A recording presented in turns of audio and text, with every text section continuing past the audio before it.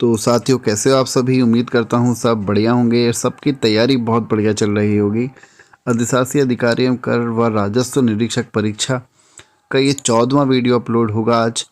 और मैं उम्मीद करता हूँ कि आप लोग वीडियो देख रहे हैं, उनको साथ ही साथ क्वेश्चन सॉल्व भी करते जा रहे हैं। और आप लोग कमेंट में स्कोर भी बताइए कि आपका क्या स्कोर रह रहा है, तभी आपकी प्रैक्टिस एक अच्छी प्रैक्टिस हो पाएगी। और 100 वीडियो अपलोड होने हैं। तो बात करते हैं आज के पहले क्वेश्चन की। पहला क्वेश्चन है, निम्नलिखित में से कौन सा उच्छ्वास का संधि विच्छेद है? तो उच्छ्वास का संधि विच्छेद, जैसे कि मैंने आपको बताया, जब भी आपको कभी यहाँ पे चौ दिखे, चौ और छः सात दिखते हैं, तो जो भी संधि में होगा वहाँ पर आपको कभी भी चौ वाला ऑप्शन सेलेक्ट नहीं करना। तो ये ऑप्शन तो कतई नहीं हो सकता था, तो और ये भी नहीं हो सकता क्योंकि इसमें चौ और छः सात दिए हैं। अब बच्चे ए और डी। तो उत्त प्लस छ्वास होना चाहिए या उत्त प्लस श्वास होना चाहिए? आप खुद ही बताइए, क्योंकि उत्त प्लस श्वास का तो अर्थ निकल रहा है, तो इसलिए इसका आंसर क्या होगा? Option D. बात करेंगे अगले क्वेश्चन की। तपो स्वर संधि किस में है? तो स्वर संधि आपकी किस में होगी भाई? तपो गुण में कौन सी संधि होती है? विसर्ग होती है ना। रामायण में कौन सी संधि होगी? रामायण में होगी आपकी स्वर संधि।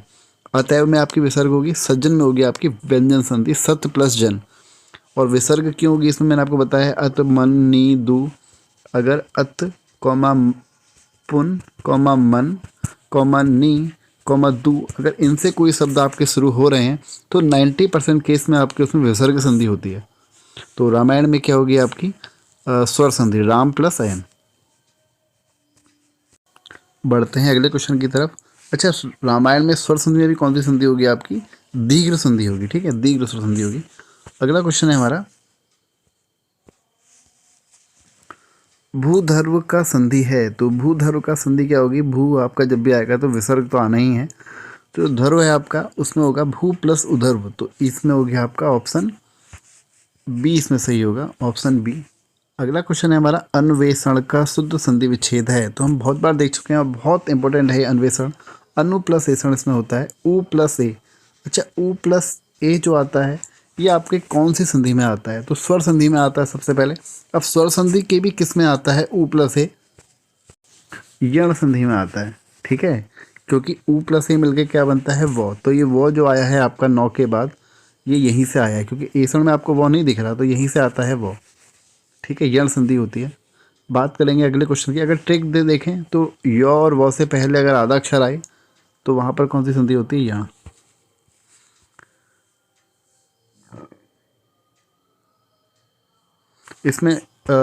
इसमें जो आपका आंसर है वो अनु प्लस एषण ही होगा। ये नहीं होगा ऑप्शन जो इसमें बी दिया है, ऑप्शन डी ही आंसर है इसमें। अगला क्वेश्चन है, निम्न में से संधि है। तो ऐतनुमुरारी में कौन सी संधि होगी भाई आपकी? वो होगी आपकी स्वर संधि। बढ़ते अगले क्वेश्चन की तरफ। उड्डयन, उड्डयन का संधि विच्छेद क्या होगा? तो उड्डयन का होगा आपका उत्त प्लस डयन। तो ये इसका ऑप्शन ए सही है इसमें। अगला क्वेश्चन, अभिन्न का संधि विच्छेद अ प्लस भिन्न। बहुत सिंपल सा है, ए ऑप्शन इसमें सही होगा। तो यहाँ पर हमारा संधि वाला चैप्टर पूरी तरीके से खत्म होता है। हमने संधि के 110 क्वेश्चन सॉल्व करें और अब हम अभी समास चैप्टर स्टार्ट करने जा रहे हैं। उससे पहले कल मुझसे क्वेश्चन पूछा, एक संधि आया था, एक शब्द आया था गुडाकेश। तो गुडाकेश शब्द का एक स्टूडेंट ने इसका अर्थ पूछा था कि सर गुडाकेश का अर्थ क्या होता है? इसका अर्थ होता है जिसने नींद पर विजय प्राप्त कर ली हो, उसको बोलते हैं गुडाकेश। ये आपका जो अनेक शब्दों के लिए एक शब्द है, वहाँ पर भी पूछा जाता है गुडाकेश। तो जो अगला क्वेश्चन है हमारा वो है, निम्नलिखित में से कौन तत्पुरुष समास का उदाहरण नहीं है? तो उदाहरण नहीं है पूछा है। तो तत्पुरुष समास के भेद कितने होते हैं? 6 भेद होते हैं। कौन कौन से होते हैं तत्पुरुष समास? आप लोगों ने कारक पढ़ा होगा, कारक में 8 होते हैं ना कारक। तो पहला वाला छोड़ दीजिए और लास्ट वाला, बाकी सब क्या होते हैं? तत्पुरुष समास के भेद होते हैं 6। तो उदाहरण नहीं है पूछा है। तत्पुरुष समास में क्या होता है आपका? दूसरा पद प्रधान होता है सदैव, और दोनों पदों के बीच कारक चिन्ह लुप्त हो जाएगा। तो इसमें जो हमारा आजन्म, ये इसका उदाहरण नहीं है, यानी कि इसका जो आंसर होगा आपका ऑप्शन सी इसका आंसर होगा। बाकी सब तत्पुरुष समास के उदाहरण हैं। राजकुमार, यज्ञवेदी, ग्रामवासी, ये सब उदाहरण है। राजा का कुमार, यज्ञवेदी, यज्ञ के लिए वेदी, ग्रामवासी, ग्राम के लिए वासी, या ग्राम के वासी।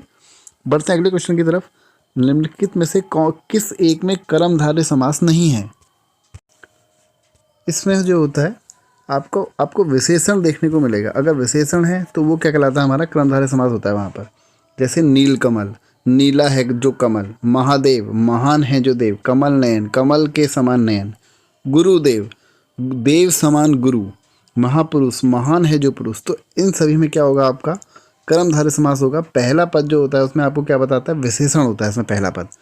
तो ऑप्शन क्या क्या दिए हैं, लड़का भूख से अधमरा हो गया था। तो कैसा मरा हो गया था भाई, अधमरा, तो यही इसका आंसर होगा। अच्छा सॉरी, यही इसमें कर्मधारय आपका जो क्या है, आपका कर्मधारय समास इसमें है ना। इसमें क्या है, हमारा कर्मधारय समास है। तो भला बुरा स्वयं सोचना चाहिए, तो भला बुरा इसमें कौन सा समास होगा हमारा, इसमें होगा द्वंद्व। ऊंच नीच इसमें भी द्वंद्व होगा। दिया बत्ती इसमें भी द्वंद्व होगा। तो एक में होगा हमारा लड़का भूख से अधमरा हो गया था, इसमें हमारा द्वंद्व समास होगा, ए ऑप्शन द्वंद्व समास होगा इसमें गलत दिया है क्वेश्चन। ये कर्मधारय समास है, पूछना चाहिए। तो ए ऑप्शन इसमें होगा, क्योंकि इसी में है कर्मधारय समास। बाकी सब में कौन सा समास है, द्वंद्व समास। उसमें भी तत्पुरुष के अंदर भी कौन सा तत्पुरुष है, तो यज्ञ के लिए वेदी, तो यज्ञ के लिए वेदी में कौन सा समास होगा भाई, यज्ञ के लिए वेदी में बताइए मुझे कौन सा समास होगा। कर्ता नहीं कर्म को करण से संप्रदान के लिए, तो यज्ञ के लिए वेदी, यज्ञ कौन सा समास, कर्म संप्रदान समास। ठीक है। ग्रामवासी, ग्राम के वासी, के किस में आता है, संबंध में आता है। राजकुमार, राजा का कुमार, इसमें भी कौन सा, संबंध। गुरुदेव शब्द में समास है, तो मैंने आपको अभी बता ही दिया। गुरुदेव में कौन सा समास होगा भाई, कर्मधारय होगा। देव समान गुरु है ना, देव समान गुरु, तो कर्मधारय समास होगा इसमें। बारह सिंगा शब्द में समास है, तो बारह सिंगा इसमें क्या आ गई, गिनती आ गई 12, तो कौन सा समास होगा। इसमें दिगु तो है नहीं, तो दिगु नहीं है तो हमको ऑप्शन इसमें सेलेक्ट करना पड़ेगा। लेकिन इसमें आपको क्या दिया हुआ है ऑप्शन में, बहुवीर्य समास ऑप्शन में दिया हुआ है, तो बहुवीर्य समास ही इसका आंसर होगा। अगर किसी क्वेश्चन में आपको बहुवीर्य समास, द्विगु समास और कर्मधारय समास दिया हो तो उसमें आपको बहुवीर्य समास ही चुनना पड़ेगा, तो क्योंकि बहुवीर्य समास को आपको प्रायोरिटी देनी पड़ेगी। अगर उस क्वेश्चन का आंसर तीनों में से कोई सा भी हो सकता है, तीनों उसकी कंडीशन को फुलफिल करते हैं क्वेश्चन की, तो उसमें आपको प्रायोरिटी किसको देनी पड़ेगी, बहुवीर्य समास को आपको प्रायोरिटी देनी पड़ेगी। तो अगले क्वेश्चन की बात करते हैं।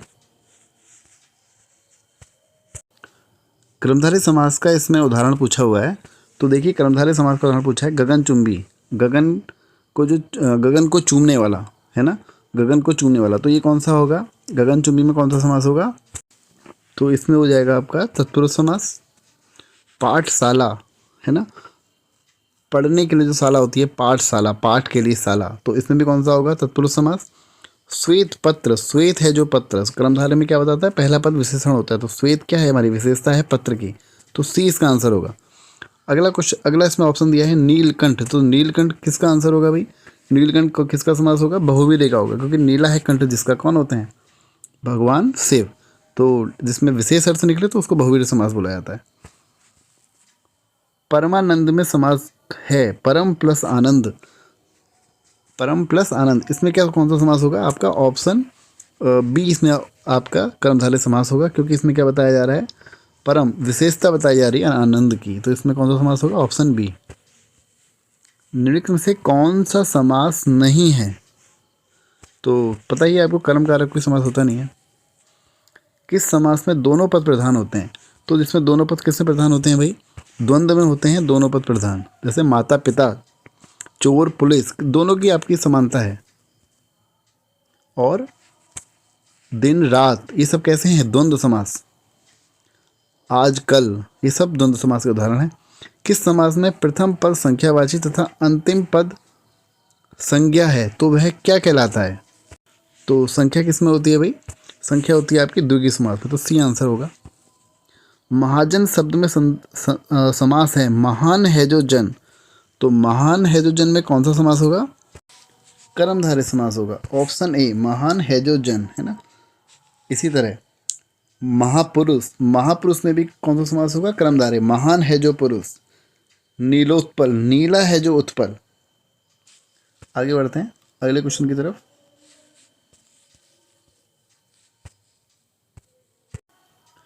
जिसमें कोई पद प्रधान नहीं होता तथा अन्य अर्थ प्रधान होता है, तो वो कौन सा होता है, हमारा बहुवीर्य समास। उसमें कोई अन्य अर्थ निकल के आता है, उसी की वजह से हम बताते हैं कि भाई इसमें ये समास है।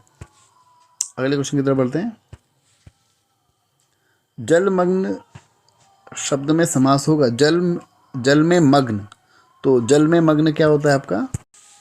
तत्पुरुष समास। अब तत्पुरुष में भी कौन सा भाई? अधिकरण, है ना। जल में मग्न में किस में आता है? अधिकरण में आता है। तो आज की वीडियो में इतना ही। मिलते हैं कल और वीडियो को लाइक करके चैनल को सब्सक्राइब कर दीजिएगा। Thank you.